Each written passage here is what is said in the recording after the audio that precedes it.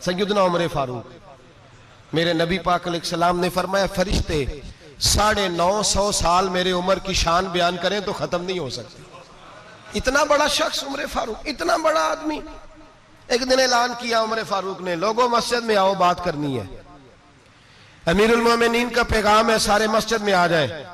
खचाखच मस्जिद नबी सहाबा से भर गई।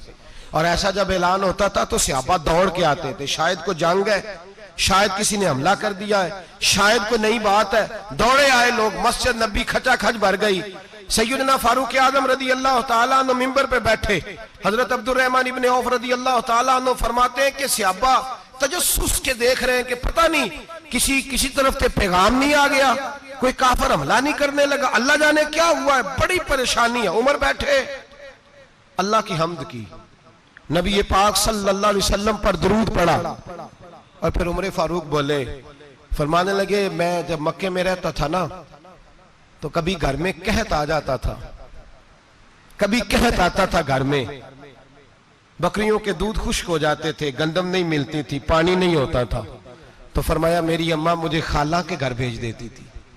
कबीला बनु मखजूम, उस कबीले में मेरी खाला की शादी हुई थी तो वो मालदार लोग थे, उनके पास ज्यादा बकरियां, ज्यादा ऊंट, ज्यादा गायें, ज्यादा खेत थे।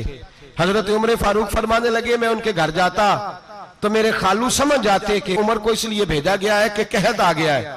फरमाते हैं वो मुझे सवेरे बकरियां चराने ले जाते, शाम तक मैं उनकी बकरियां चराता। अमीरुल मोमिनीन उमर, एक तरफ मसला यह है कि कैसर किसरा की दीवारें हिल रही हैं उमर के नारों से, और इधर उमर मिंबर पे बैठ के खुतबे दे रहे हैं। फरमाते हैं मैं बकरियां चराता, शाम तक खाला के घर जाके मजदूरी करता, और फरमाते हैं शाम होती तो एक मुट्ठी किशमिश मुझे देते वो। आप फरमाते हैं मैं बड़े कद वाला था, एक मुट्ठी किशमिश मिलती है, कभी एक मुट्ठी खजूरें, मैं शाम को खा के सो जाता। कई महीने यूं ही गुजरते तो मेरी अम्मा का पैगाम आता कि हालात सही हो गया, मेरे बेटे को भेज दो। ये बात कही, हजरत उमर रोने लगे और फिर कहने लगे, अब वो वक्त आया है कि लोग मुझे अमीरुल मोमिनीन उमर कह के पुकारते हैं। बस ये दो बातें की।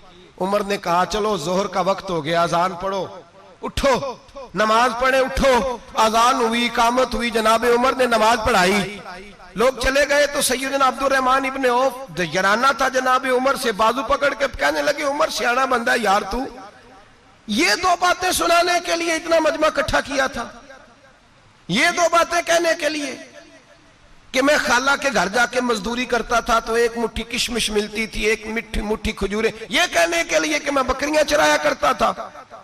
तो हजरत उमर फारूक रदी अल्लाह तआला अन्हु फिर रोए, फिर आंखों में आंसू आए। कहने लगे, अब्दुर रहमान आज ना मिस्र शाम से कुछ लोग आए थे और वो बता रहे थे कि उमर तेरा डंका वहां भी बड़ा बजता है।